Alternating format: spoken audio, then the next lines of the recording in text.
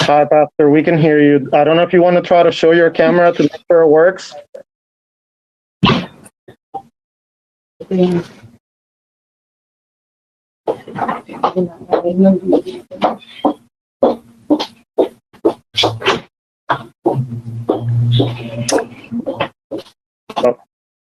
It looks like we can't. We won't be able to see your camera. It's not showing up on our end. Okay, I don't know, but you can hear me okay, correct? We can hear you okay. So when the meeting starts, the mayor would let you know when it's time for the invocation. Okay. Okay, thank you.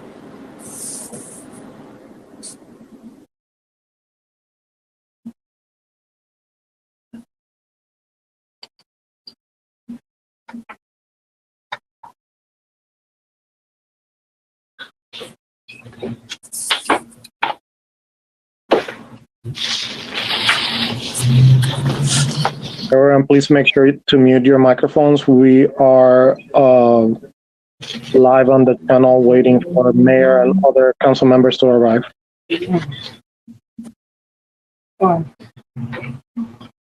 I'm here. Hey, Mayor, we are live. Yes, I know. Now. As soon as you're ready to begin, just let us know. Okay.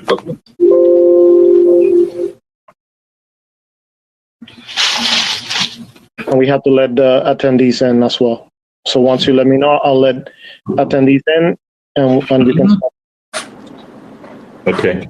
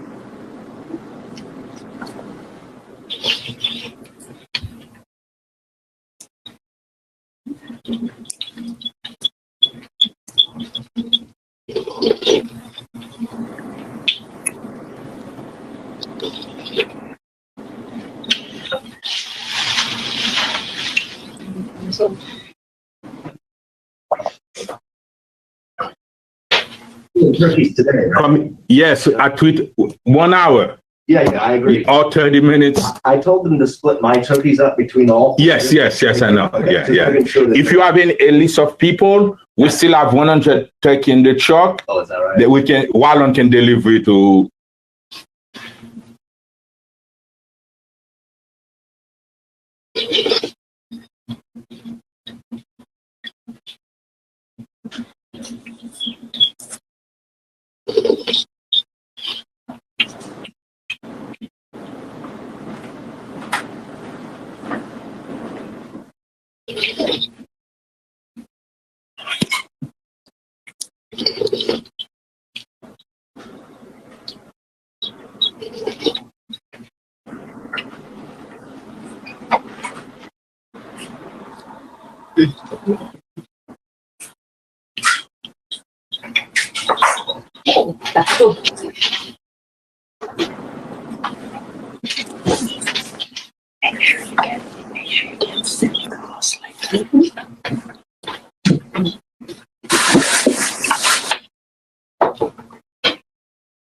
The broadcast is now starting. All attendees are in listen-only mode.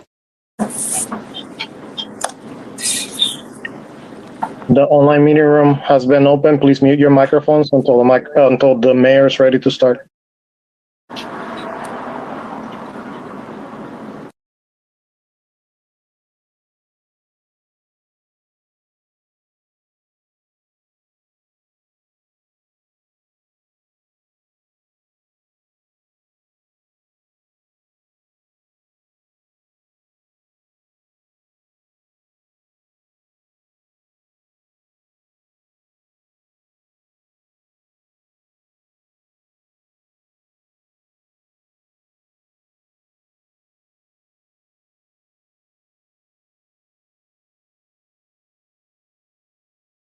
Good afternoon, everyone.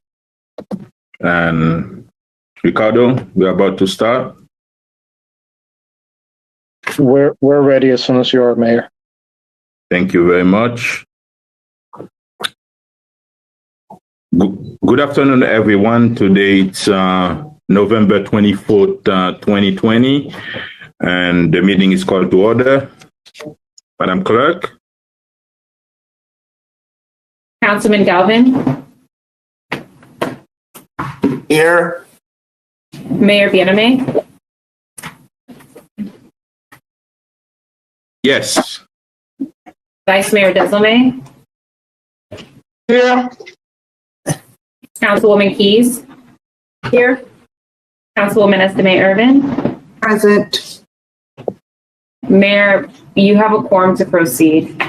Thank you. Thank you very much. And now we're going to have, please rise for the pledge of allegiance with Assistant Chief Angel Rivera from the North Miami Police Department, follow with Pastor Cheryl Sejour for the invocation. Pastor Sejour is from Gateway for Prayer Church. Good afternoon. Place our right hands over our hearts. I pledge allegiance to the flag of the United States of America and to the republic for which it stands, one nation, under God, indivisible, with liberty and justice for all. Pastor Cheryl, Pastor Sejour.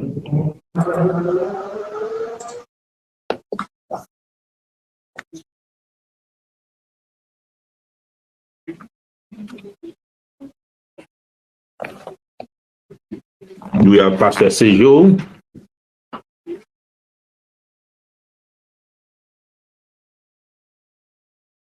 Hello, can you hear me? Yes, Pass. How are you? Oh, good. I'm sorry. I was somehow on mute still. I'm sorry. My apologies. Thank you. Honorable greetings to you, Mayor Benem, and City Council members and the city staff. It is a pleasure to bring the invocation this afternoon.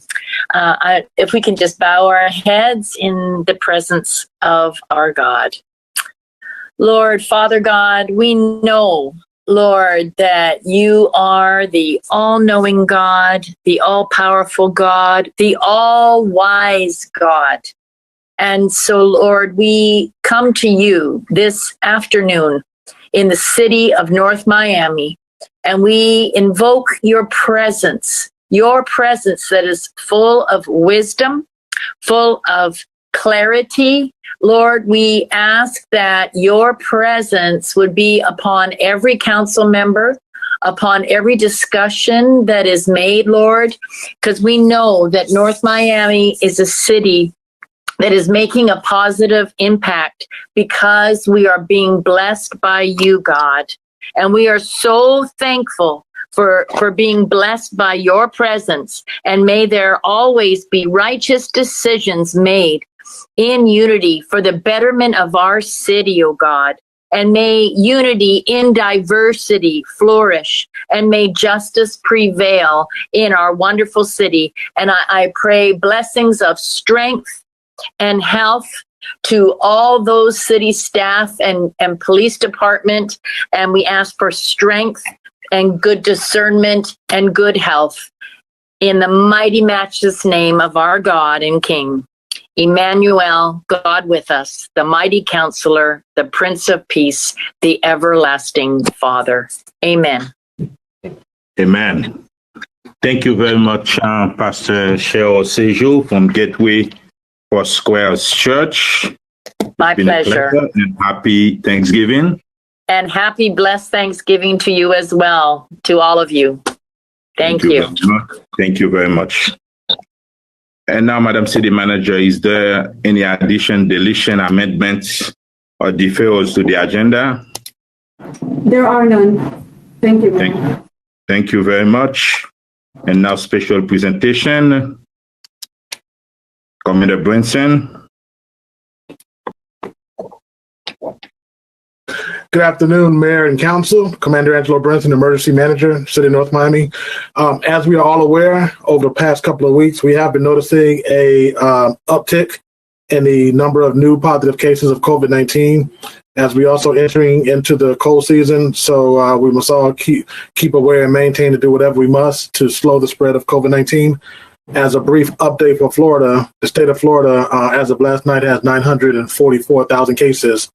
Miami-Dade County has about 216,000 cases. And locally here in North Miami, as of last night, we have a confirmed total of 1,638 cases.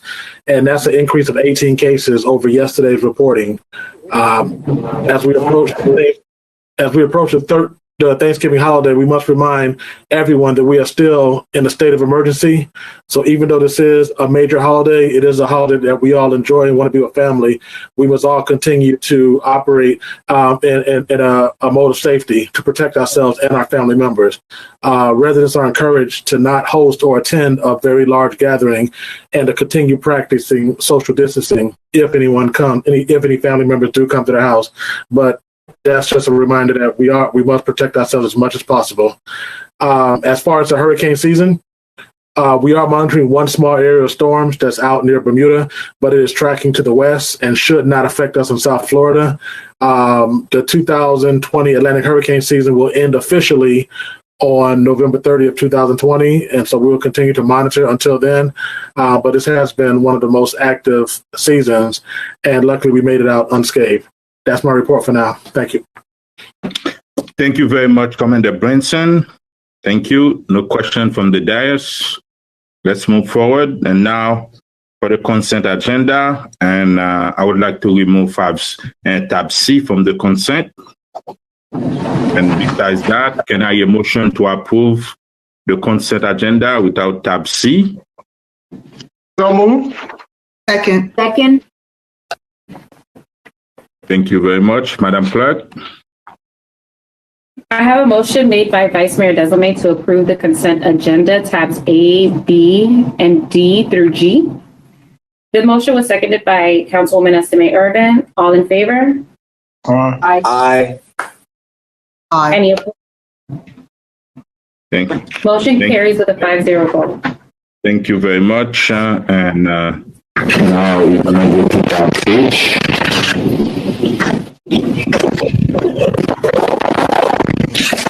Madam Clerk, tab H. Good afternoon, everyone. Thank you for attending this afternoon's virtual regular council meeting. This meeting will allow live public comment by attendees. Public hearing will take place upon announcement by the chair of the meeting, Mayor Feliciana Mayor. From that time, attendees will be able to virtually raise their hand, and this should function similarly to lining up at the podium. Attendees cannot leave their hand raised throughout the entire meeting, so if you raise your hand before an item is read, it will be removed. Do not forget to state your full name and complete address for the record, and remember that you will have up to 2 minutes to make your comment. Thank you in advance for your understanding and your feedback. If you're participating through the web application or the desktop application, you can just raise the hand that you'll see. If you are participating by phone, you would be pressing *9 to raise your hand. From there, I will unmute you. You'll get a PIN, and you'll enter that PIN on the phone, and then you'll be able to speak thereafter. Thank you very much. Do you have any H, proposed resolution of the mayor and city council of the city of North Miami, Florida, adopting and appropriating funds in the amount of $254,000 to be funded in the amount of $176,000 from the Law Enforcement Trust Fund, $25,500 from, he said H.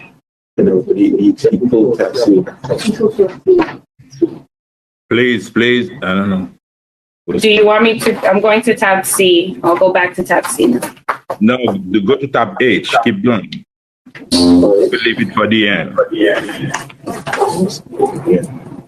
I'll start over with tab H. Proposed resolution of the mayor and city council of the city of North Miami, Florida, adopting and appropriating funds in the amount of $254,000 to be funded in the amount of $176,000 from the Law Enforcement Trust Fund, $25,500 from Federal Equitable Sharing Fund, Justice, and $52,500 from Federal Equitable Sharing Fund, Treasury, and providing for the appropriation and expenditure of those items as set forth in Exhibit A, providing for an effective date and all other purposes. Tab H. Thank you very much. That's most of the money is from the LATF fund. If there is question from council members, and can we bring it now? I don't think we need any presentation. That's something we do every year. It's a appropriation of the LATF fund. And if a council member have any question, can go ahead, and before we open it to the public. I have a question. Yes, Councilwoman. And yes, I'm okay with. Thank you. Good afternoon, everyone. I'm okay with it the way it is now. I just have a question to the city administration. Can this be amended at any time?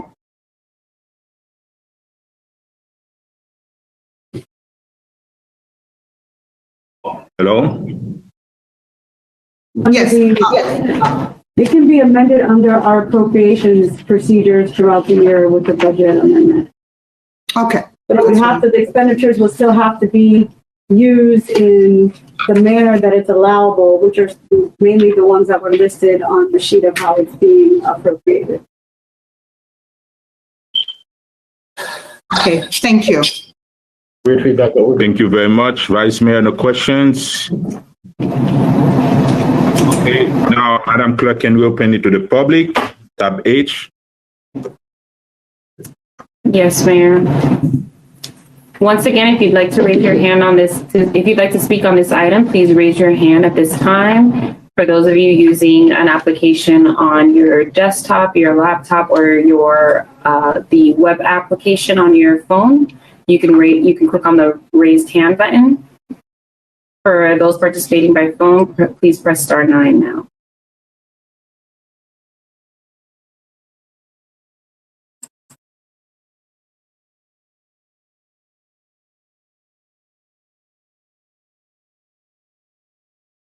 Mayor, we do not have any hands raised on this item. Thank you very much. Can I hear a motion on that page? So moved. Motion to approve. Second. Thank you very much.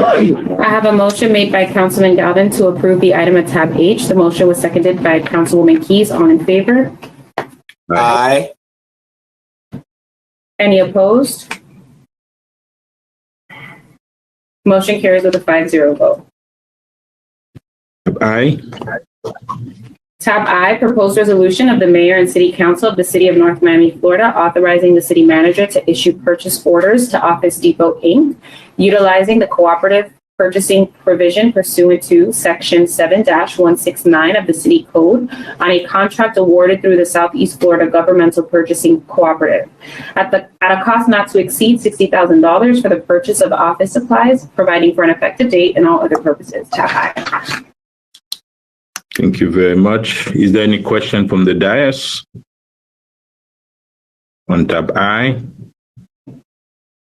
If not, let's open it to the public. Madam Clerk, do we have anyone? As a reminder, please raise your hand at this time to speak on this item, or press star 9 if you are participating by phone.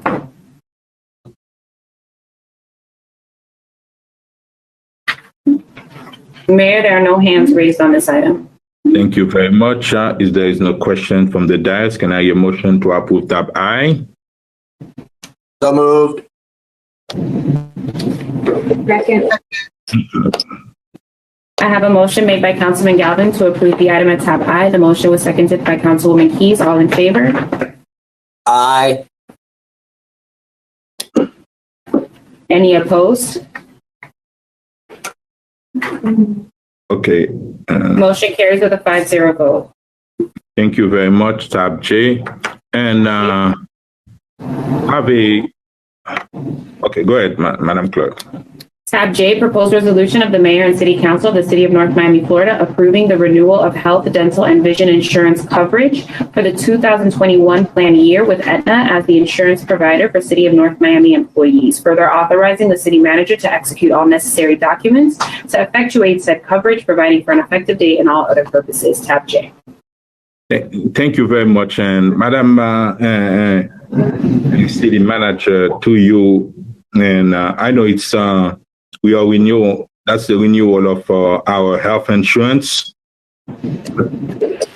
Usually and we always have a meeting, whether it's with the administration or with the provider, giving us all the information, change and everything, because this one is insurance for employees. Is that correct, Madam Muir? Yes, Mr. Mayor. Employees insurance. Karen, this is the. But I'm not aware that Aetna or have any workshop or any virtual workshop about the insurance to explain the employee all the changes and if it's the same. So what happened is each year we're required to have a meeting with the union representatives about the change plans, and that happened with the union representatives. Yeah, but that's not all only the union, because there is non-union employees who also a member of that who have insurance with the city. And like me personally, I didn't get all the details about the change. I think we got a table, decide them, and bring it back after meeting with everybody and after having an open meeting with all the employees, so they know exactly what are the changes, if the rate gonna be increased or any notice gonna be sent to them. Right, we're trying to get this passed so that we can do the open enrollment period. So during that time with all the changes is the open enrollment. And so we present this, we present the renewal, we do the meeting with the unions, we present the renewal, and then we have open enrollment. We can't start open enrollment where we explain all the plan changes until we vote on it.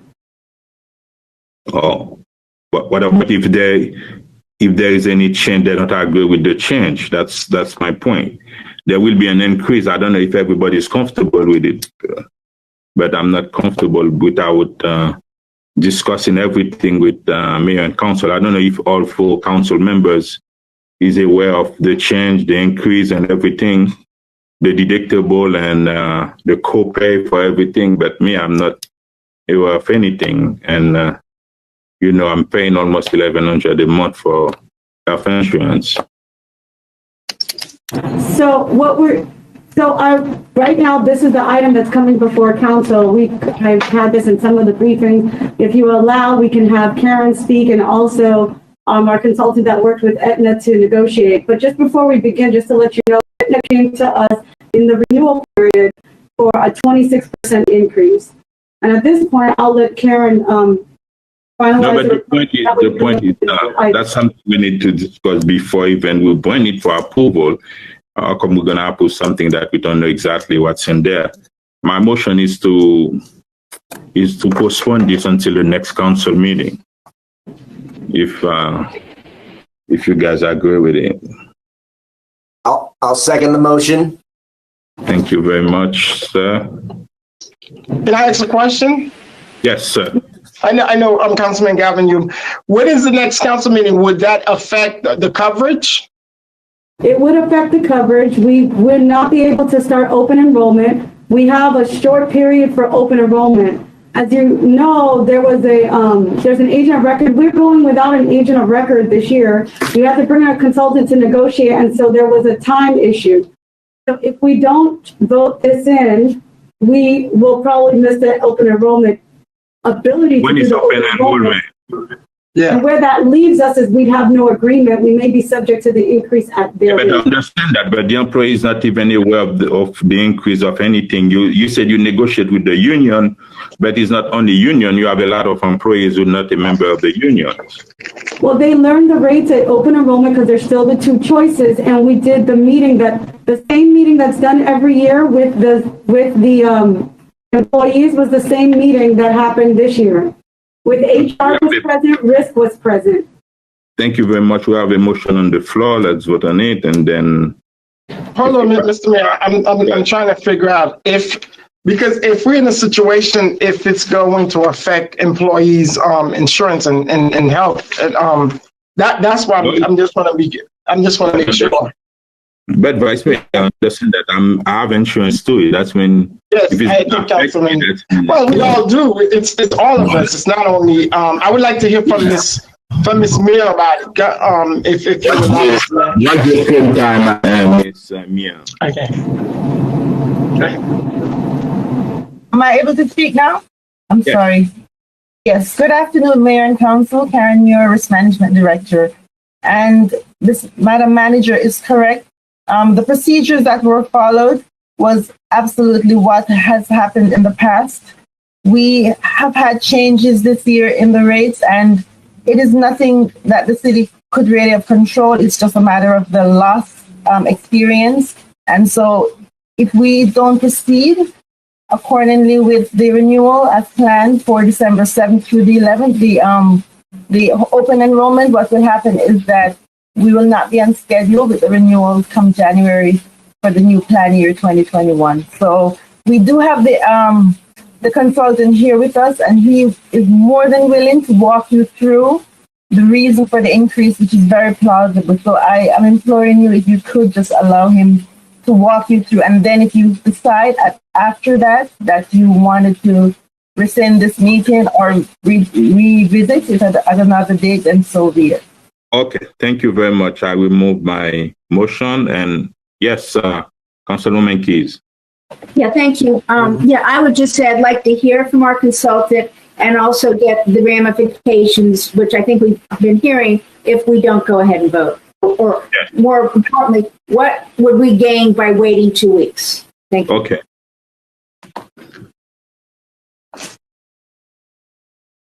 Can we hear from? Okay.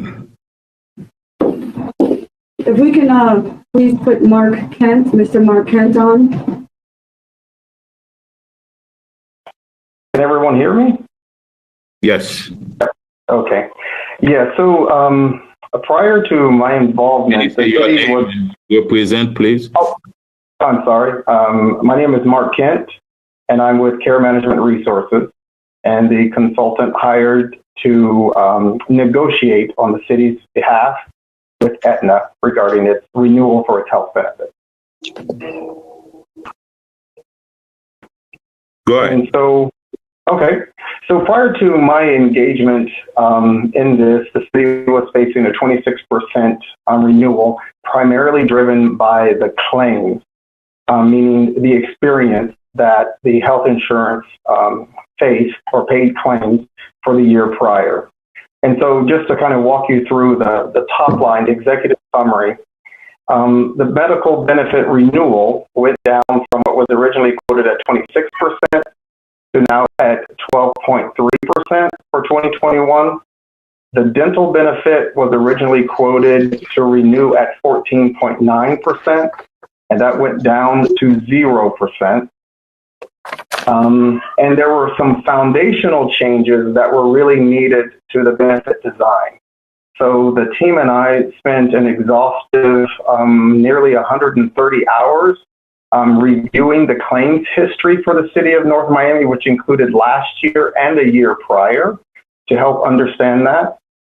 And within that, there were some things that Aetna also brought to the table, which is about messaging at a high level, messaging about wellness and health and prevention programs. And I'll speak to that on some further slides. Messaging about utilization of generic versus brand medication. I'll speak to that on some other slides as well. The selection and requirement that there be a primary care physician identified.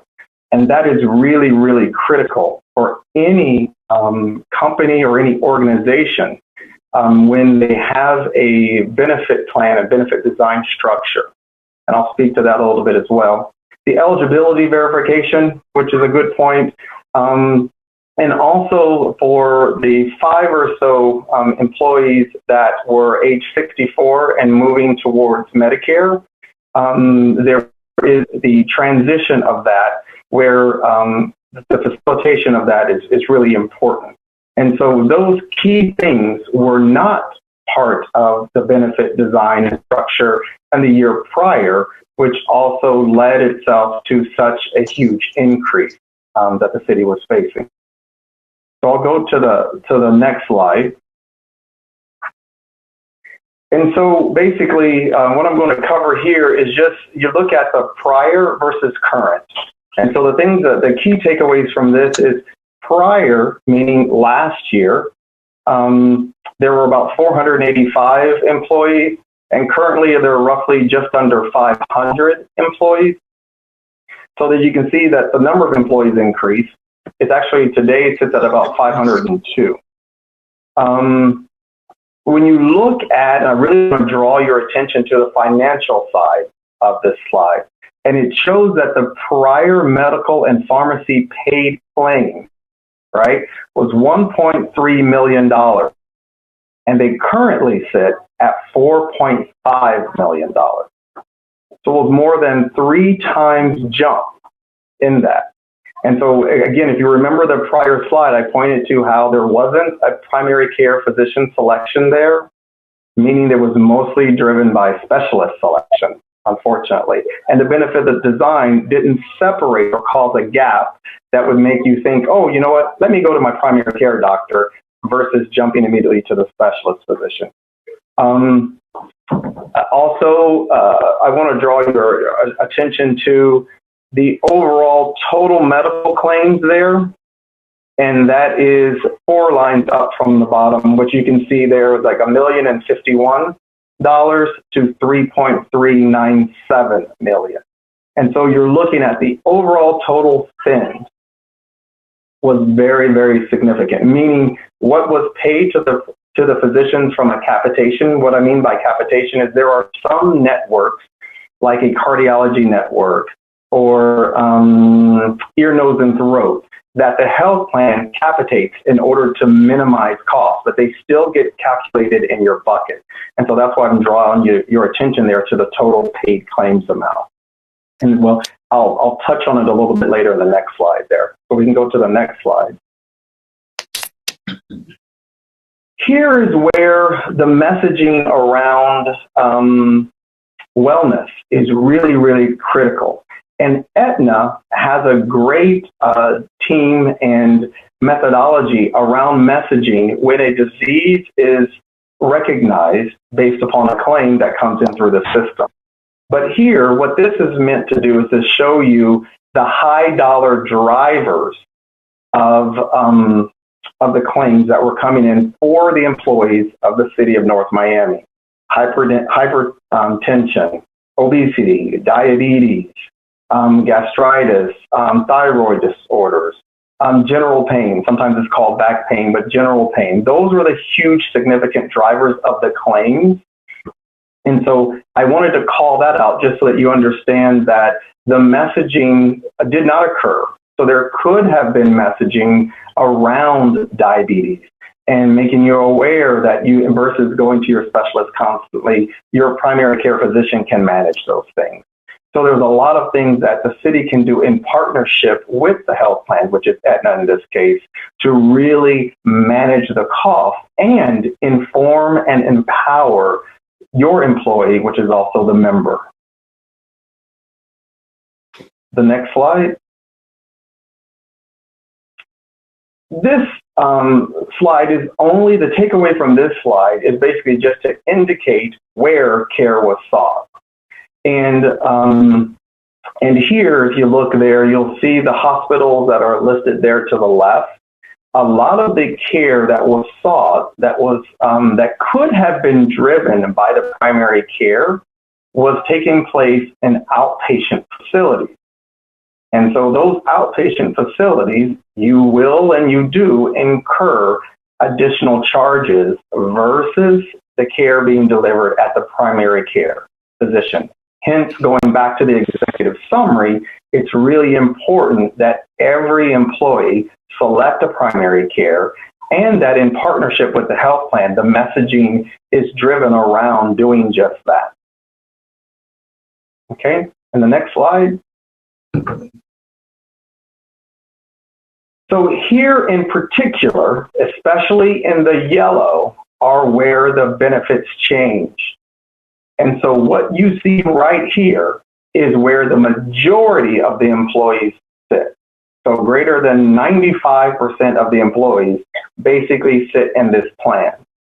And so when you look at the current, so if you look at it, for an example, the deductible, the overall deductible is going to go from $250 and $500 to $500 and $1,000.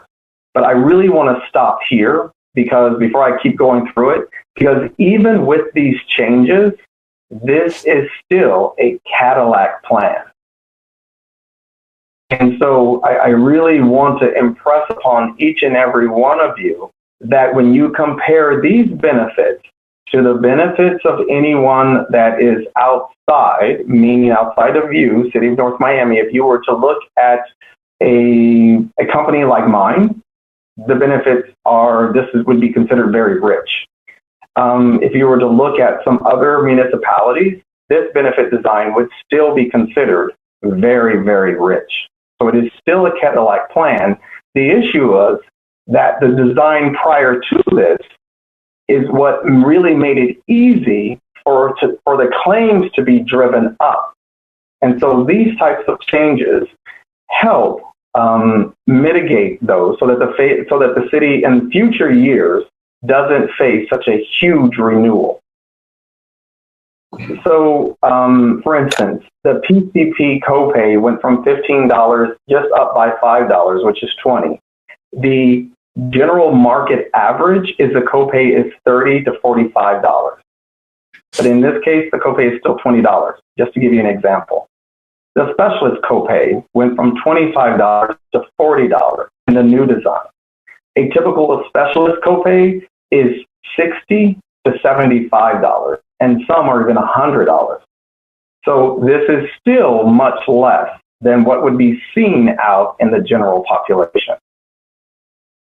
The things that are not in yellow there, like the ER, urgent care, complex imaging, inpatient, remain the same. And that is still a very rich benefit, but there are no changes there. The durable medical equipment and the outpatient are the ones that change, and that is with a 20% co-insurance.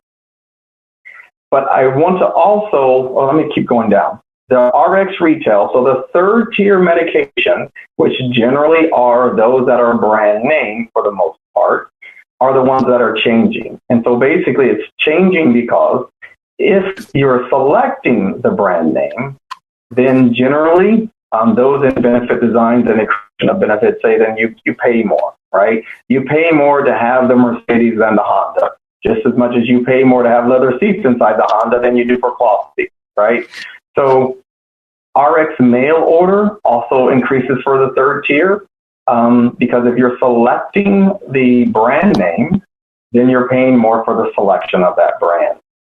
But what I also want to show you so that you can understand the real impact to the employees are, if you look on the far right-hand side, you'll see number impacted based on utilization. So out of the 502 employees, 104 are impacted by the PCP change. 187 are impacted by the specialist change. 23, based upon last year's numbers, are impacted by the outpatient. Only 6 are impacted by the durable medical equipment change. The RX retail, 25. And what we find historically, and the RX mail order, 38 are impacted. What we find historically, though, is once the messaging kicks in about choosing the generic alternative, and once patients have those options, they generally do. I do pause to say, with the exception of when there are cancer medications or things like that, there are no generic alternatives.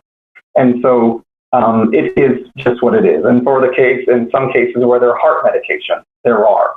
But having looked at the claims utilization, even within that, for your employees, there was no impact. And I would venture a guess that more than 70% of them would choose a generic alternative had they been messaged that. And I'm going to stop there just so that you can have a chance if you need to ask me any questions or anything. A quick question. The comparison that you just did, you compare government employee with government employee or government with private? Government to government and government to private. Mm-hmm. Yeah. So having looked at, for instance, in Broward County and some benefit designs there, this is still very, very, very rich. It would still be considered a Cadillac plan. If it's compared to, those are the non-government employees, it's extremely Cadillac plan. For the PCP, you said $50 copay was zero last year, right? 15. No. Like, last year was 15 and now it's 20 for the PCP? That is correct. Now, I do understand that the city, there were some primary care physicians who were waiving the copay. And so for those primary care physicians who waived it last year, more than likely they're going to waive it this year. So that may have been, if you went to one of those primary care physicians and you didn't pay a copay, it was because they decided that for the city, they would waive it. Okay. You're talking for a HMO policy or a PPO? This is PPO. Okay. That's also part of the reason this is a Cadillac plan. For HMO, how much it is for the PCP? You mean typically? Yeah. Typically for an HMO, you would be paying about $30 copay. No, how much it is? It will be now. Your copay is $20 for the renewal. Or it's going to be $20. Right. For HMO. So for your benefit, you're going from a $15 to a $20 copay. No. Now to see a specialist is $40. That is correct. And if you look to the right, you see the number of people based on last year's utilization who would be impacted by that. So it's not even the vast majority.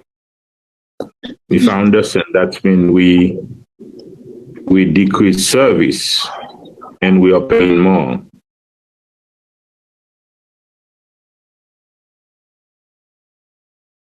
Hello? No, I didn't understand that. Was that a statement or a question? Or prior to the negotiation, you were talking about a 26% increase, and you said you were able to reduce that by 9%. But at the same time, there's a decrease on service, and we're paying more for less service. No, it's not that you're getting less service. Less service would be if something were removed. Rather, I would say that you're paying an appropriate amount given the level of utilization. So remember, what drove this change is the realized utilization. Had the utilization been similar to the prior year, the renewal would have been considerably less. And so that's why I wanted to start with showing you the disease processes and the dollar cost and the impact of that. So if you were paying claims of $1 million and you're now paying 3 times that, one would expect that you are going to have a renewal that's considerably higher. Yeah, Mr. Kent, I have a question for you. In reference to the impacted based on you, the utilization, where is that based on that number? Where is that based on? That's based upon those who actually pay. So for instance, 104 people went to their primary care, unique. Out of the 500 and something people, only 100 and something people went to the primary care. Correct. But that's unique. That doesn't mean that they didn't go multiple times. Yeah, that just went. They went. Yeah. I gotcha. Okay, that's what that number is. Okay. Right. And so in the case of a specialist, there were 187 unique individuals, but they went a lot to the specialist. And that place of service, rather than occurring at the primary care level, so that's what I'm showing you there, is your benefit design isn't really good because it's allowing more people to just go to the specialist and bypass the primary care physician, where he or she could have been able to take care of them at a lower cost point of care place versus taking care of them at the hospital or an outpatient facility where the charges are much higher.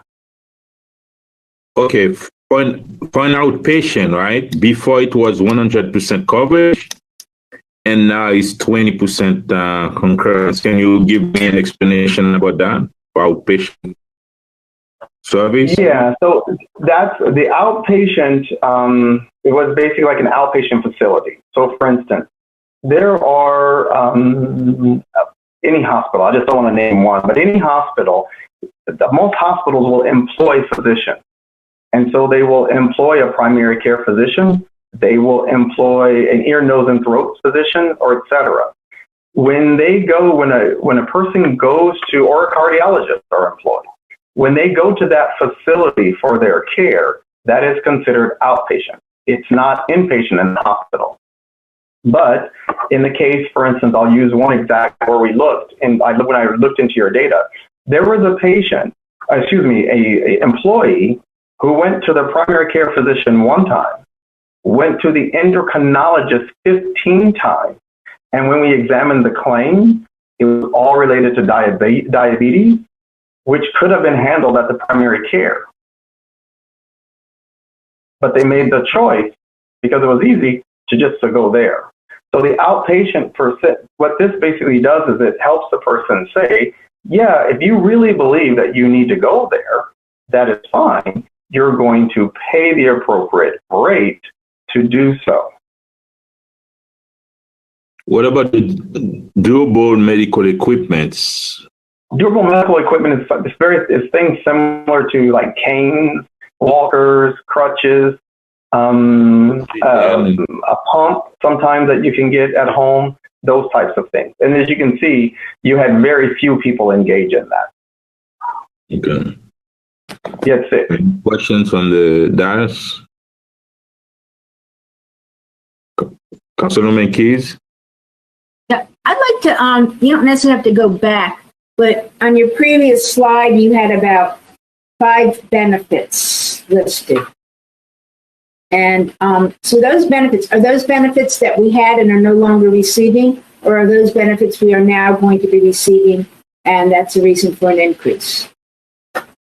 Yeah, so those are structural changes. I think you're talking about the executive summary. Is that correct? It was right before. There was about 5 benefits, and it had to do with no, not that. Before that, it had to do with primary care. Go back to it. Number 3, executive summary. Yes. Yeah, those are foundational changes necessary to get to this renewal. Actually, these are not an added benefit. It's what actually, had they been there the year prior, your renewal wouldn't have started at 26%. That's why I call them foundational changes. So the messaging about health and prevention programs is a free service from Aetna. So when it recognizes the claim, it's just a matter of the city selecting to buy into that, if you will. And when I say buy in, it's not a cost buy in. It's like, yes, we do want to have that service. We do want to tie in with you to educate and empower our employees around the appropriate choices in helping them guide and navigate their healthcare or their wellness journey. And so what this does is it helps focus on prevention at the same time, while also talking about the management if you do have a chronic condition. And so let's go back to your very good question, which is when I looked at the data and saw an employee constantly going to the endocrinologist for something that could have been managed in the primary care setting and brought the claims down significantly. Had this been engaged, they would have been getting that type of messaging. And at the same time, Aetna would have been engaging with the primary care to perform outreach. Those are the types of things that I call the foundational changes that are necessary that keep the city from realizing such huge renewals. Okay, so we are getting those. I couldn't tell if we were getting those or continuing or if they were being taken away. So we're there. Okay. No. You're going to have them. And you must have them. Okay. No, I agree. Thank you. Mr. Kent, well, part of the question, I don't know if it's for you, but probably for management. But I guess we could wait after the presentation. I could ask management about it. How come we from 485 to 502?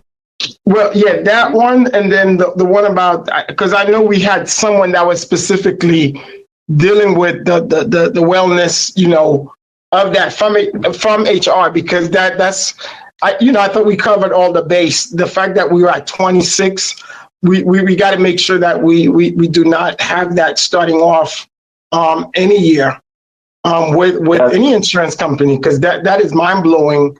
To even have that, not having the proper messaging, HR totally failed this bar right there. So this is totally, not acceptable. Because right now, it seems like I can continue to the next slide if you want me to show that. So this is where the next slide shows just where a few employees sit. And as you can see here, there are only minor tweaks to the benefits. So less than, at last count, I believe it was 7 employees fit in this plan. This type of plan is what I call the just in case I get sick benefit, right? So generally your healthier person who doesn't go to the doctor often but still wants to have benefit coverage selects this plan. And that's why the majority of your employees are on the other plan, okay?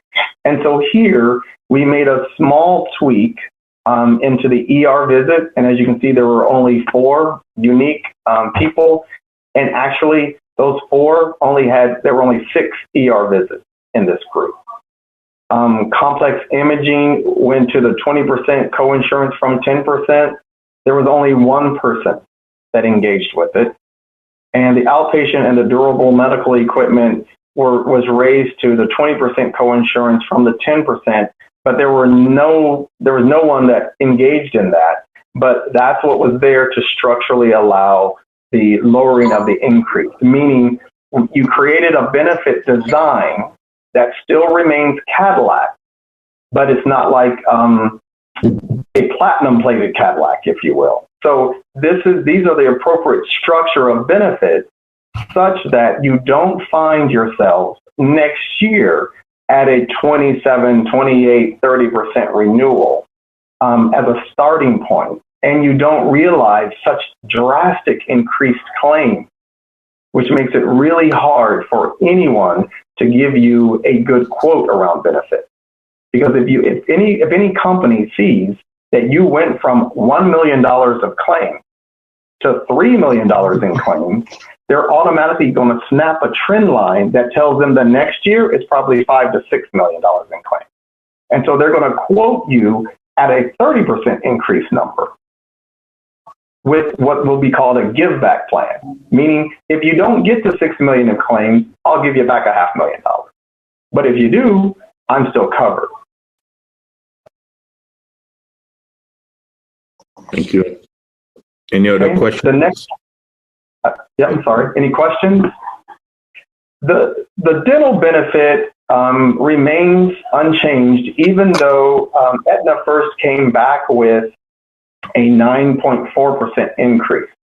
And this is through the help and work with Karen, the Madam City Manager, and others, where we kind of held the line there and said no, there can't be any increase, and we were able to successfully negotiate that along with looking at it. So the benefits remain the same, the network remains the same, and so there is no increase in there. And so Aetna also increased, and basically in wanting to keep the business, so I do need to give them credit for that, was willing to make an investment towards this because there is the multiplier effect. And so if any of you ever pay attention to commercial insurance where they say if you've got home and auto, you can get a discount for life, the same thing happens here. So the fact that you have the medical and vision coverage, having the dental, having the bundle, they were willing to make that investment and say, you know what, okay,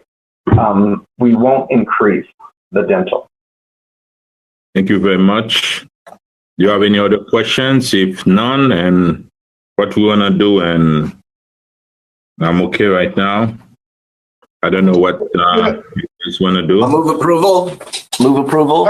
Second, I just have one comment, Mr. Mayor. I just think that I think Ms. Mayor said that this is something that we do every year, but I would say that if we could just communicate, well, the management could communicate sooner, or and I know we're in a pandemic, so I do understand things are a little bit crazy to say the least, but I think that would have been a little bit helpful because we all going crazy and we don't know what's happening. But I do know this is important, and thank you, Mr. Kent, for doing all you do, Karen and everybody for doing what they do. So that's just my comment. That's the first time I see that. Yeah, that's the first time. Yeah. Thank you very much, sir. Well, it was an honor to represent the city in this. Thank you very much. And there's a motion on the floor, and I second the motion, or someone else already second the motion.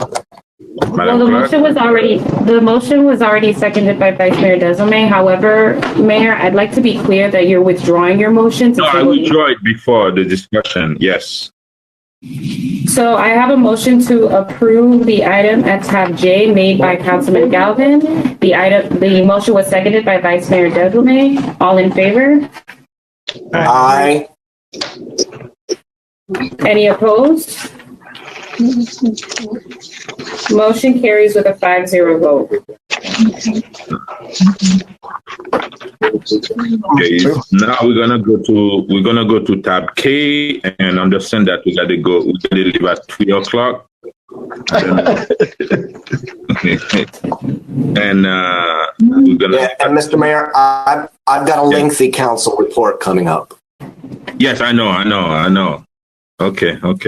And for tab K, and from what I understand, it's what a folio that, and I don't need a big presentation about it because it was before us. We approve it, we send it to the county approve it, and now you have to come up before us for another approval. It's just like a procedure, unless there's something else. Jeff, I see. Yes, sir. Yes.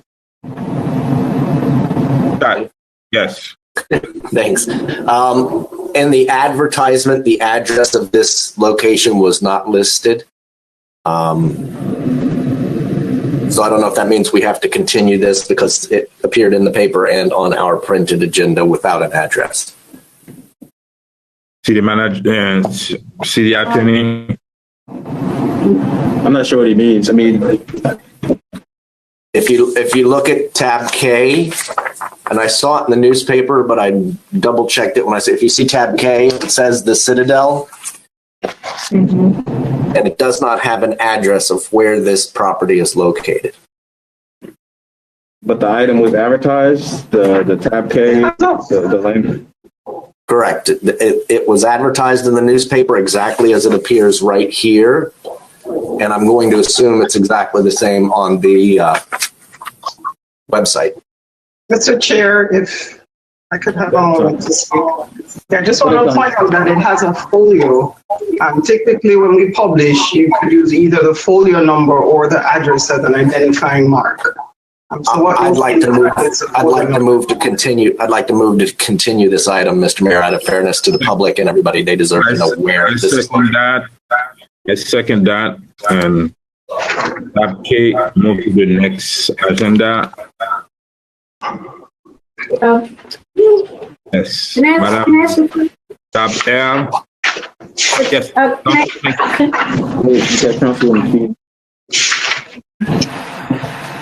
I'm looking on the city council report background, which is published online, and it shows there's a physical location, 280 North 35th Street. Is that not adequate? Correct.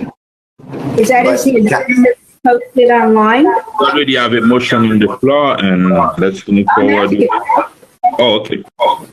Councilwoman, if I might, I think you could make a point that we could still have the discussion, but because it wasn't advertised, if you live next door to this property and you had an issue, you wouldn't know to be here today because there was not an address published to the public.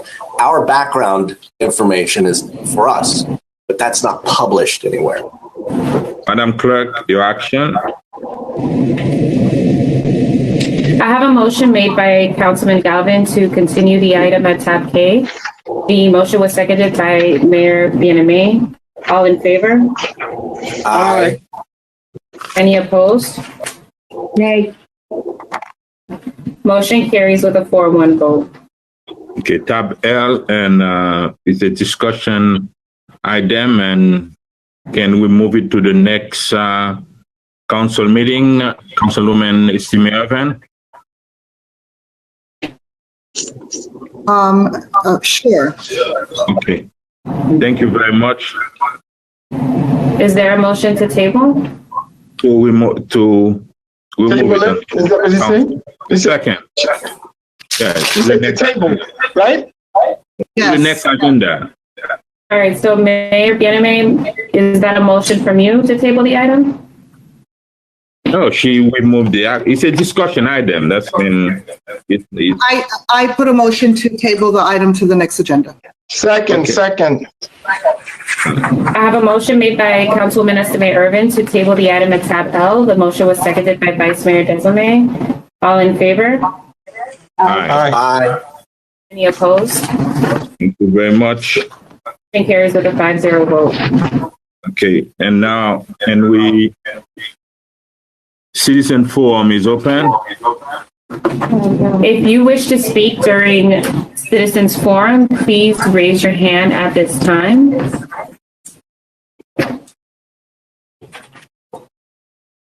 Or press *9.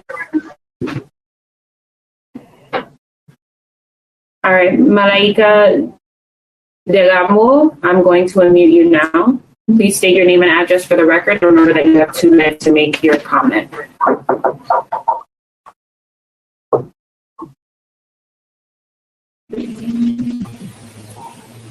Hello, good afternoon. Can everyone hear me?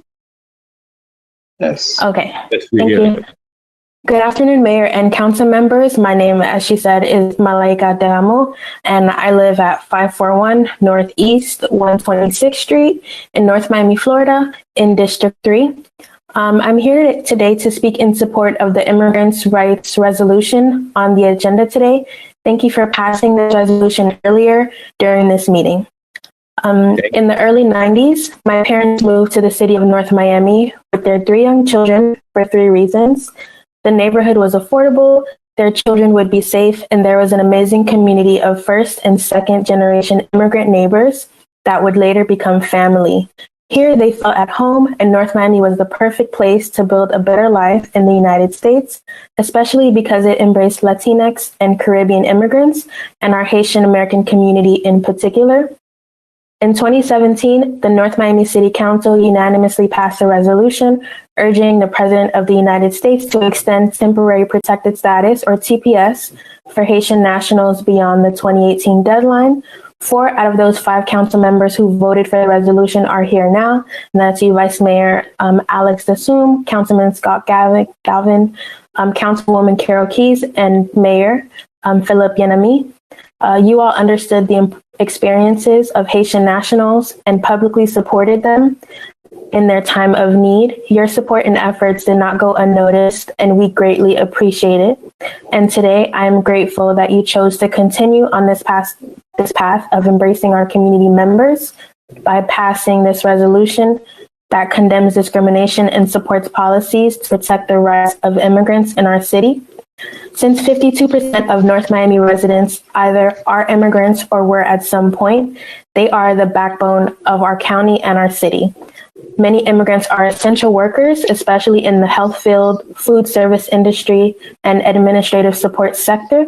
They are hardworking and value their community.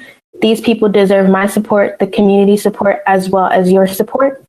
Again, while local governments such as this council do not deport people, they do have a say. Your time has expired. Thank you so much for your feedback. Okay, thank you. Thank you, Malaika.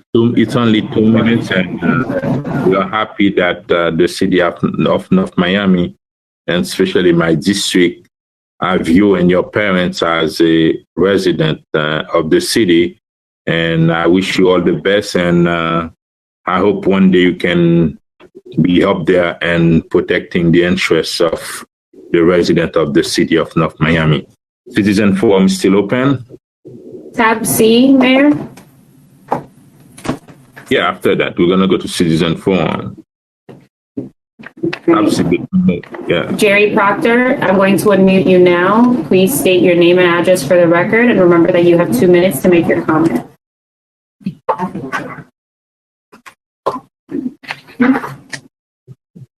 Jerry Proctor.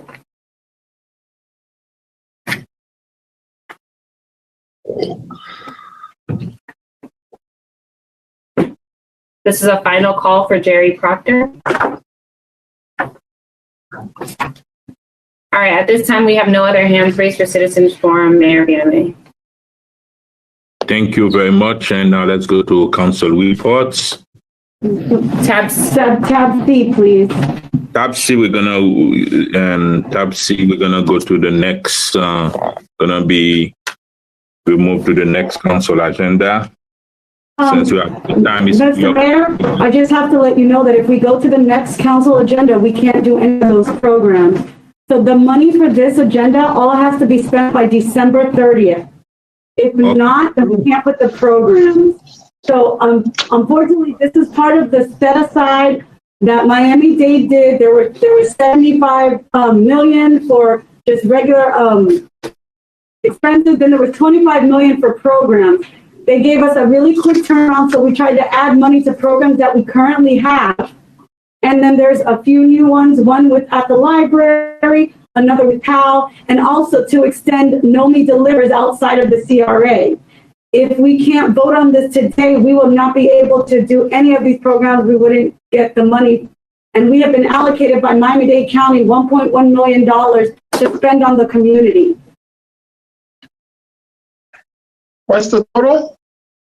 Yes, it's $1.141323 to spend on the community by December 30th. Oh. We are in place to try to keep those programs going, especially the ones for the business.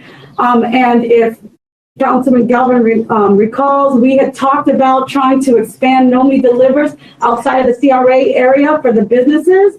We put this in the program and we were awarded those funds. So in order to spend that for those other restaurants, we do need to vote on this today. This is the problem that we have. We will continue to have. It's you guys are putting things at the last minute on the agenda, and you wait for the last minute, and after that you said we have to vote today. We have to vote today. if you bring something before us, we have to approve it. What's the purpose of bringing it to us? We can approve, you can say yes or no, but you bring it before us and say we have to approve it today. Well, I had several conversations about bringing extra money, and we got approval notice from Miami-Dade County around October 20th.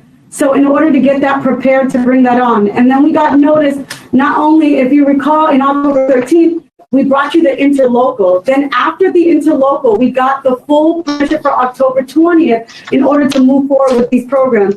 So as we're getting these approvals from Miami-Dade County, it's been fast moving and we're moving those. Remember, all of these are allocated to respond as quickly as possible to COVID. And this was based on when the actual county provided that to us, which was October 20th. My point, did you discuss the item before you put it on the agenda with everybody?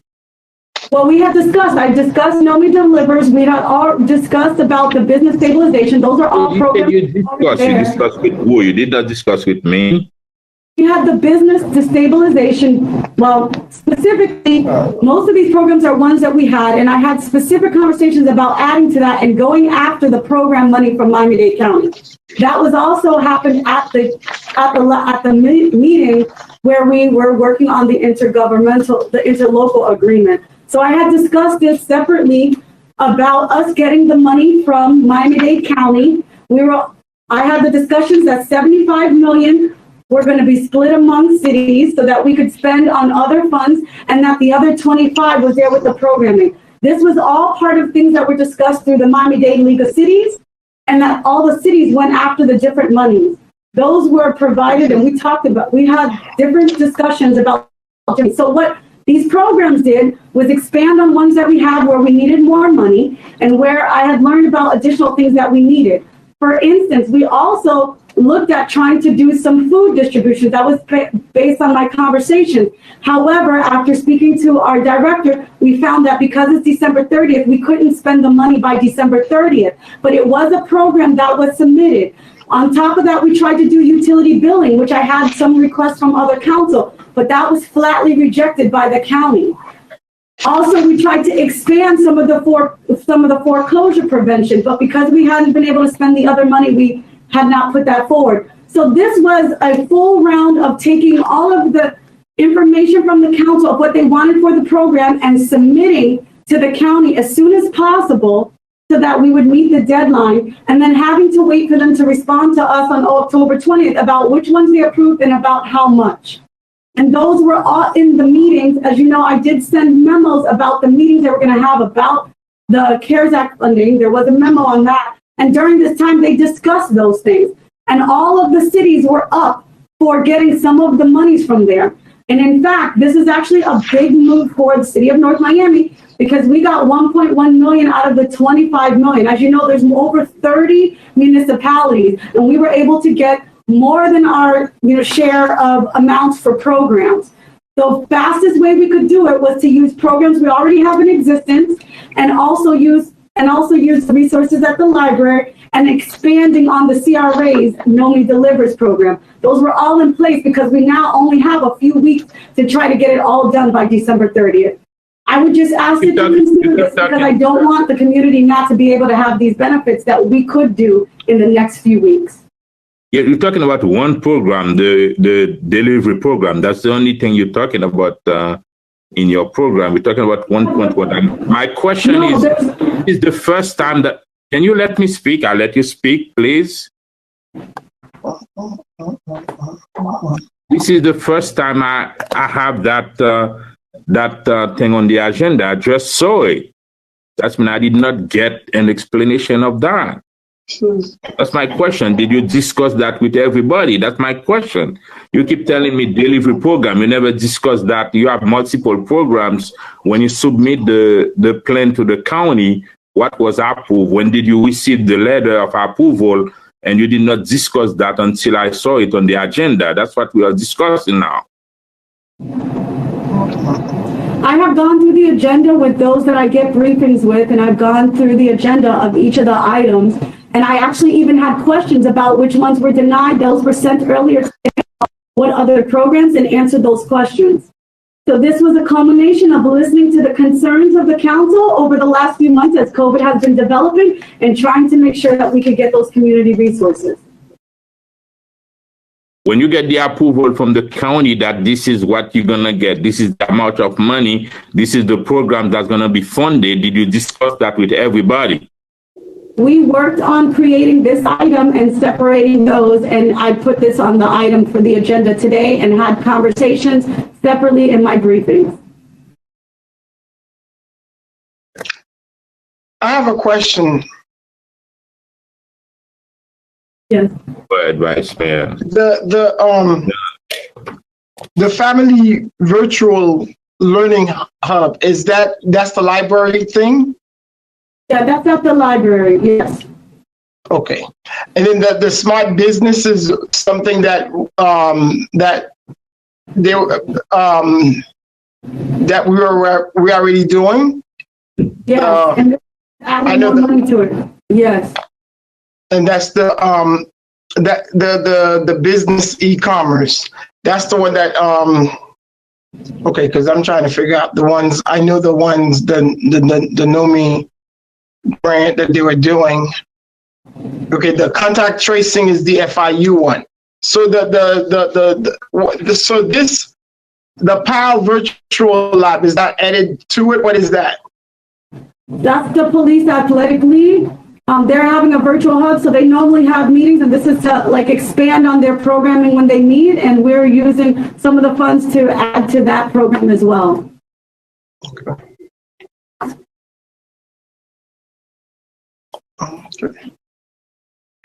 3.9 and you give us 1.1. Okay.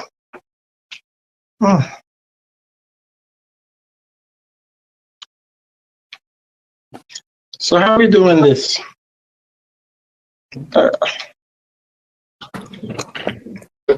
Mr. City Manager, I'm gonna let you finish the Vice Mayor. I'm gonna let you finish the meeting because you have the distribution.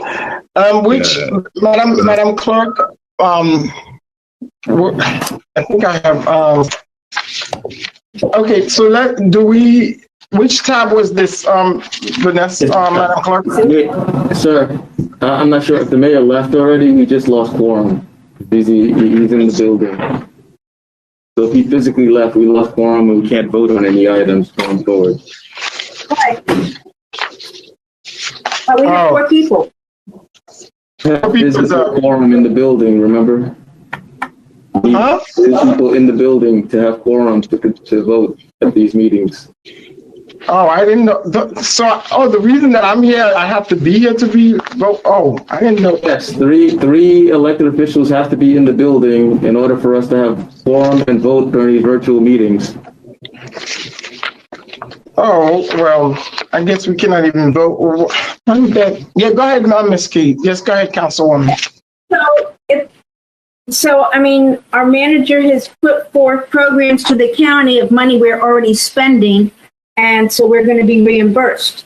If we don't agree on this, that means this has to go back to the county and we take a chance of not getting reimbursed.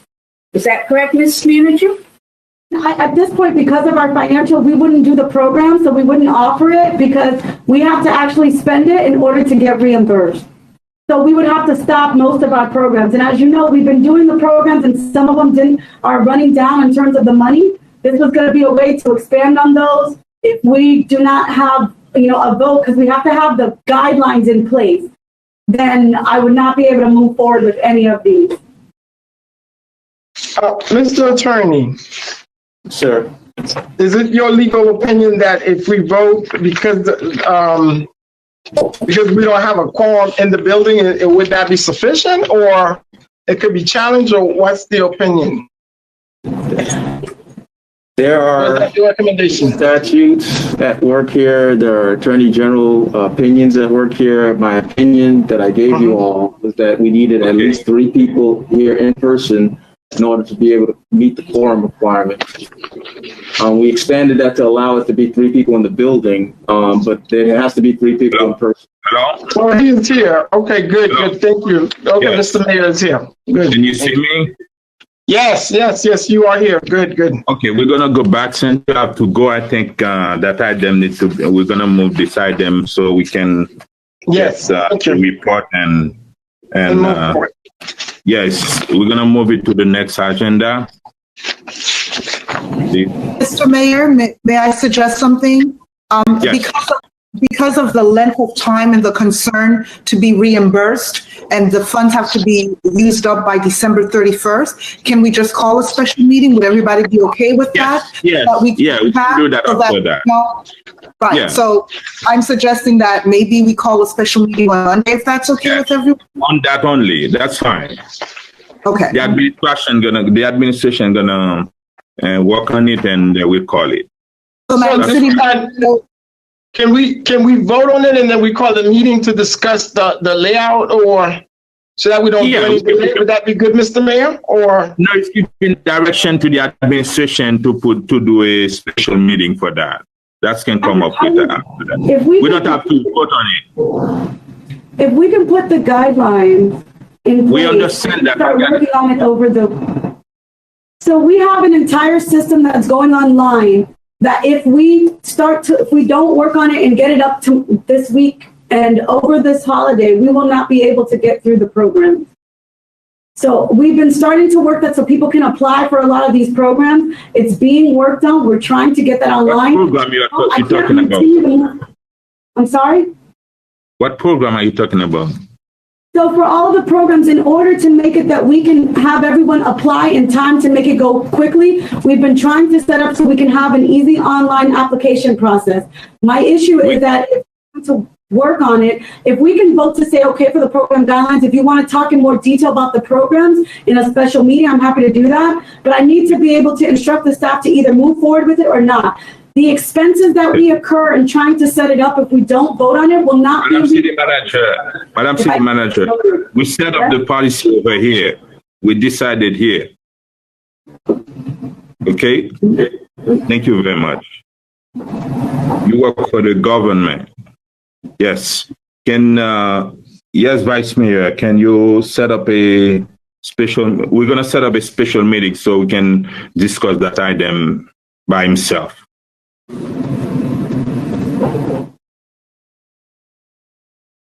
Vice Mayor, you here? Can you hear me, guys? Yes, sir. Monday, I may not be in Miami. I have a funeral I may have to attend. Yes. On Monday. Understand? Okay. Thank you. Well, I know 3 of us has to be here. I'm just saying. Yes. Okay. And now we're gonna, Madam Clerk. Is there a motion on the table? What it is, we're gonna. Yes, it's to table the item so we can get a special meeting and work on it. I have a motion made by Mayor Bien-Aimé to table the item for a special meeting. Is there a second? Is there a second? Second. All in favor? Seconded by Councilwoman Estime Irvin. All in favor? Aye. Yes. Any opposed? Yeah. Motion carries with a 5-0 vote. Mayor, for the record, I will likely not be available on Monday.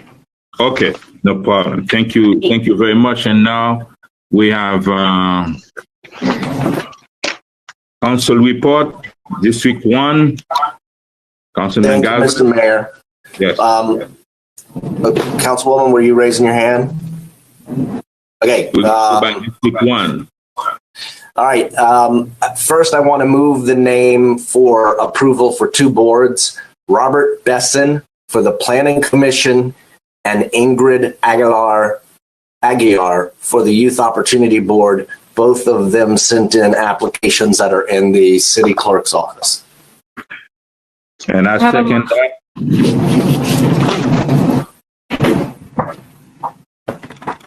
Aye.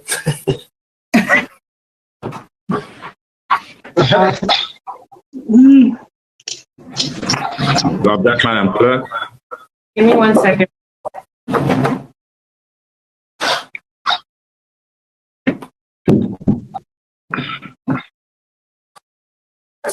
I have a motion made by Councilman Galvin to appoint Ingrid Aguirre to the Youth Opportunity Board. Is there a second? Another one to the planning. Robert Besson for the Planning Commission. I'm just doing them one at a time. Can, Okay. I second that. Okay. All in favor? Aye. Aye. Any opposed? Motion carries with a 5-0 vote. So I have a motion made by Councilman Galvin to appoint Robert Besson to the Planning Commission. Second that. Philippe Bien-Aimé. All in favor? Aye. Any opposed? Motion carries with a 5-0 vote. Thank you, council members. Thank you, City Clerk. All right. So an issue of great importance has come to my attention in the last 48 hours or so. And I see that the mayor's camera is off, so I'm hoping that he's still here. I'm here. Okay. It is wonderful when people are willing to serve their community in elected office. Obviously, all of us were driven at some point out of a sense of purpose to run for the seats that we currently hold.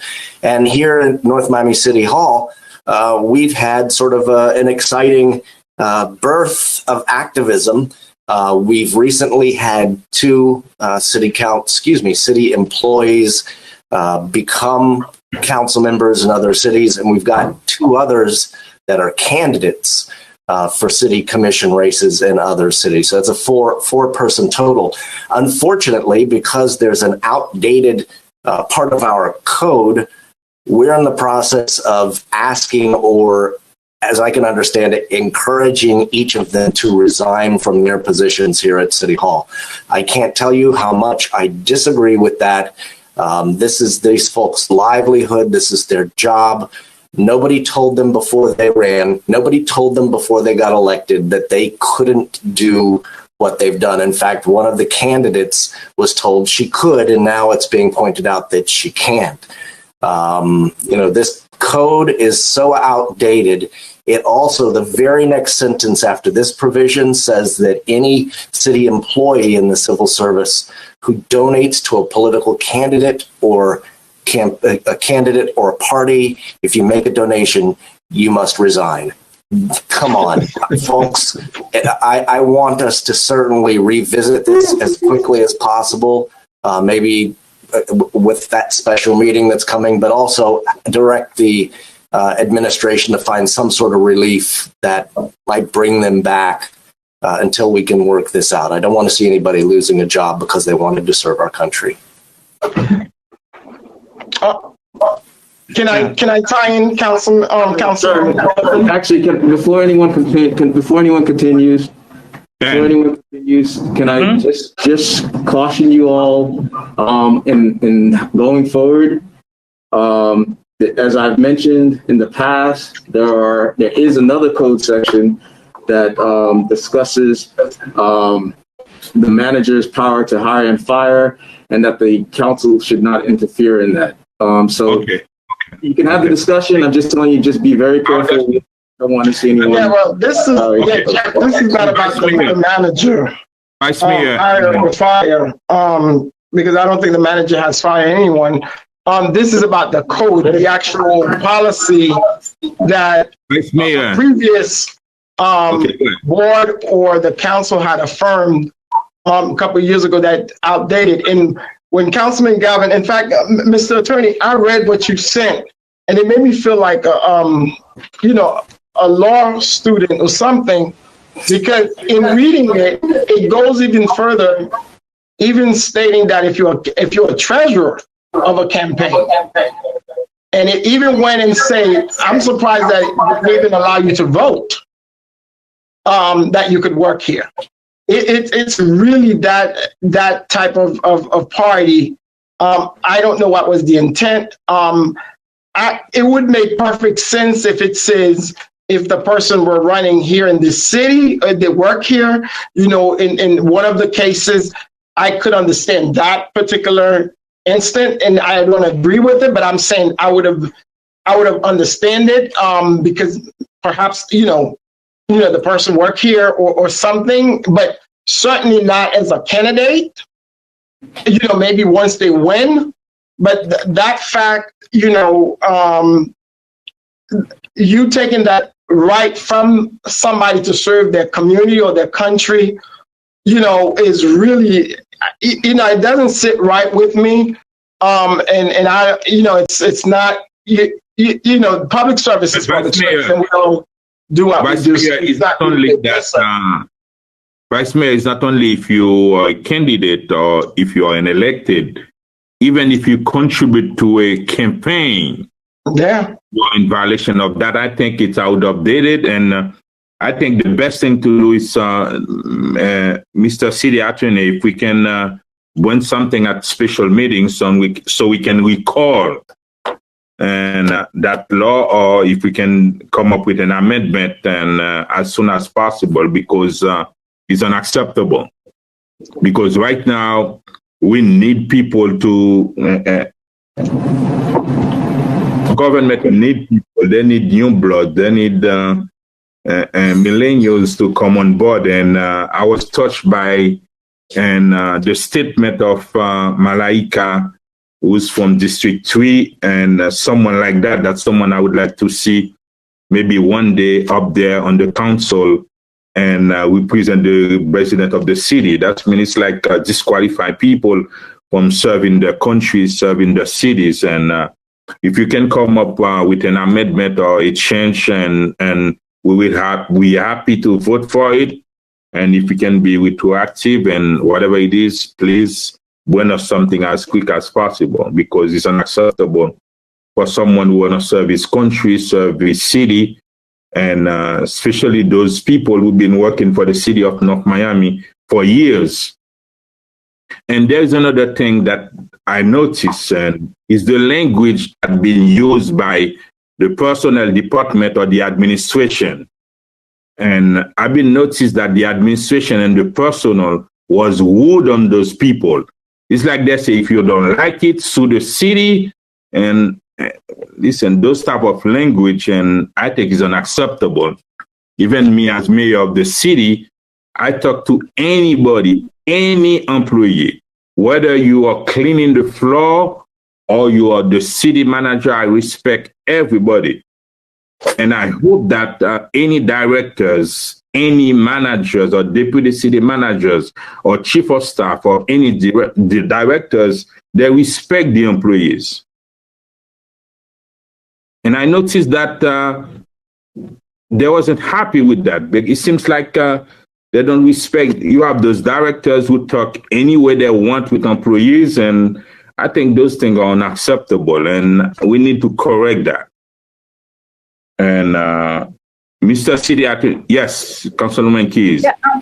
Yeah, I just want to say that we changed the ordinance, not the civil service, but the our code of ordinances in 2013 to include this. So I was wondering, the attorney, and I just got this memo about 15 minutes before the meeting also. But I was wondering when we did that, whether I was on the council or was it before we got there.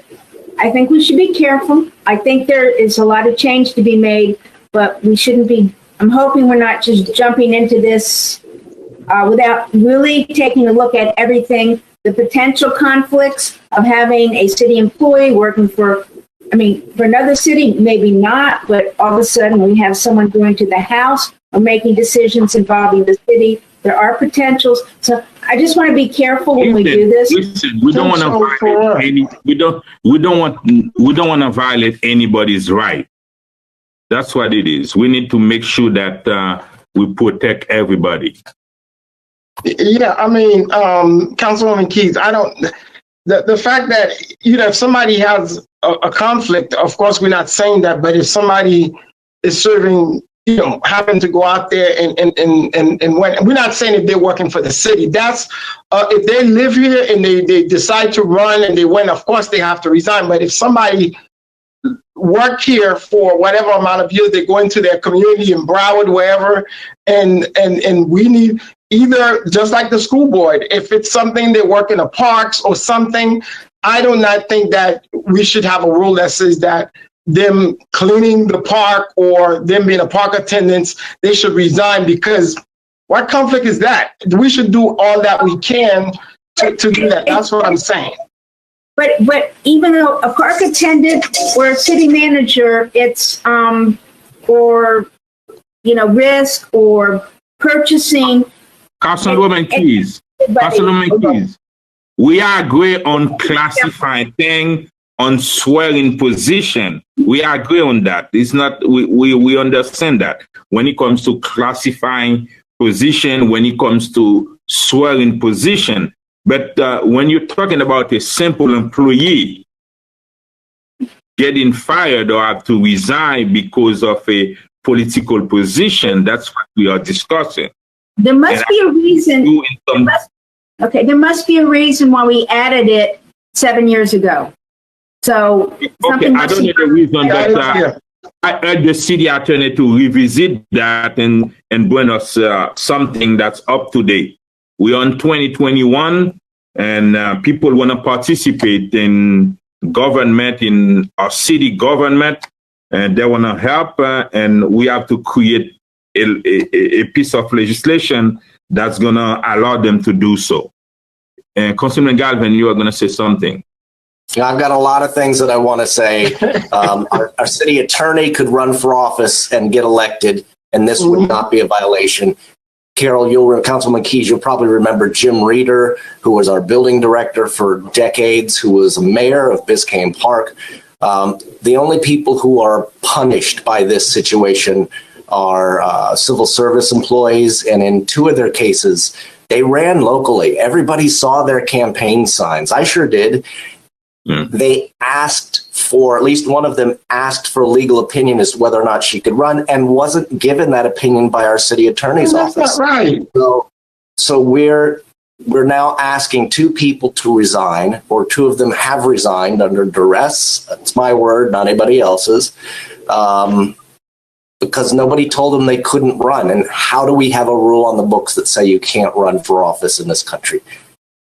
And you can't donate money to a campaign. Even donate, even get for a campaign.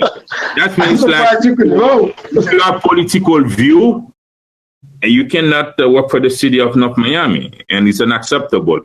Councilwoman Esime Irvin, you are going to say something.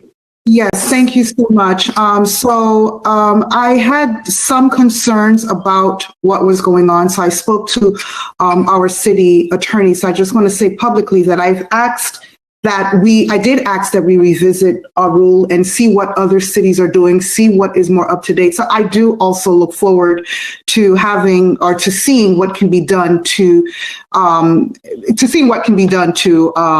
make it a bit more an environment where people can actually serve and it be legal. I think right now it's illegal what we did. Jeff? Sir? Yes. Can you hear me? Yeah. Yes, sir. Yes. Yeah. What you planning on doing? You just directed me to come back with an ordinance that changes this and takes out the language. My understanding is you want to take out the language that says no officer or employee in the service of the city shall continue in such position after becoming a candidate or nomination or election to any public. We'll take that out. And then the other section that I had a problem was yes, sir.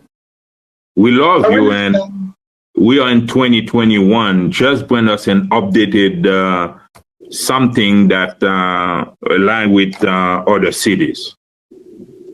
Right. That's what I'm saying. I have one last question, Mr. Mayor, for the city attorney. Sir. If people who have offered letters of resignation voluntarily come back and rescind said letters tomorrow, are we able to accept them back? Councilman Galvin, I think if they were forced to do something, the administration can do whatever they have to do. That's why I'm asking this. Yeah, that's what he's asking. The attorney has issue with us giving direction to the manager on hiring and firing. So my question is, if somebody has resigned, the code has issue. Please, you got to restate that. I don't have an issue about that. I'm telling you, the code tells you can't. The code has issue, Mr. City Attorney. Let's not poke at each other right now. Let's just not. But Mr. Attorney, if somebody walks in and rescinds their resignation. Councilman Galvin, if we can pass the law and we retroactive it. And if someone were forced to do something, they always can work something out. That's what it is. Can I have this discussion with you all, each individual? Yeah, that's what it is. Okay. I think that would be better for everyone. Thank you very much. Can I have a motion to adjourn? Thank you very much. We have no time. Thank you. Happy Thanksgiving to everyone. Happy Thanksgiving. I didn't do my report. Wait. What about Penny? What about Penny Valentine? Yes. This is really important, and I thought, Mr. Mayor, you were going to be saying something, but yes. Important. I'm sorry. Do you want to say something? I want to send my condolences if you have something to say, but I worked with Penny as a director for 20 years. She was just the matriarch of our chamber and North Miami, and we are very sad and she passed this week, and we just can't let that go. Thank you. It's been a big loss for the community and for the city of North Miami. Our prayers goes to the family, and we hope that every council member can be a part of that celebration, the celebration of life of Penny. I don't know if the Chamber of Commerce and the city gonna do something together with the family. When is the funeral, Carol? Yeah. I don't have information yet, but with COVID, there probably will not be a public funeral. I don't know the wishes. If we can do it, Saturday. Whatever we can do to be for the funeral to be an official funeral that's someone did to the city of North Miami, and to the family, please, if you're watching, let us know and what can be done, and when it's the funeral, so we will be there and do everything we can do, and we encourage that the police department to reach out to the family and do everything we can, because it's a part of the city of North Miami. Absolutely. Thank you. Thank you. Oh, Mr. Mayor, I'm so sorry. I forgot to mention a couple of things. First of all, just like my colleague says, my condolences to the Valentine family, and my family prayers are with them as well. And I can say that I can speak on behalf of District 3 as well. I would like to just thank everyone that has been participating in all of the drives that we've been doing and all of the food distribution that we've been doing throughout the cities. I want to really especially thank the Parks Department, because they've really been working hard on that, and the Police Department as well. I would like to talk about 2 workshops that District 3 will be having. The first one has been publicly advertised, and that is for the Griffin Center virtual design workshop that's going to happen December 2nd at 6 p.m. So please, you should be receiving emails and possibly texts about this information, so that you can be a part of the talks and the designs for Griffin Center. Also, in reference to the property that we actually in reference to a development that's going to happen in District 3, I know there's been a lot of concern. We're going to also have a workshop at 6 o'clock with the developers and staff, so that you can have any questions, and you can have you can address any issues that you have at that meeting, so that you can address any concerns that you have. So you'll be receiving emails about this workshop, and that's it. And furthermore, I'd like to just thank everyone and wish everyone a happy and safe Thanksgiving. Follow the CDC guidelines. My family and I were going to be celebrating our Thanksgiving outdoors, just to be super safe. And I encourage you to do that if you plan on celebrating, to just do it outdoors if it's possible. Happy Thanksgiving. Thank you very much. Are we adjourned? Nobody have Happy Thanksgiving, Vice Mayor Desulme. Yes, sir. Do we just want to wish everyone a happy and safe Thanksgiving, and we'll be watching the Thanksgiving Day Parade virtually.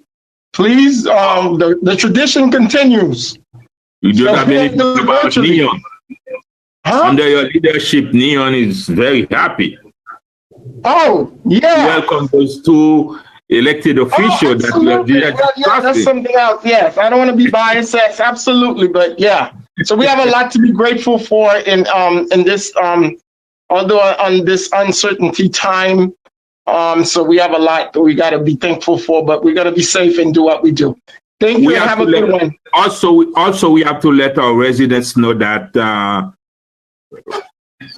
we're about to celebrate in Thanksgiving, but understand that there is a mask mandate in the city of North Miami. We need to wear masks.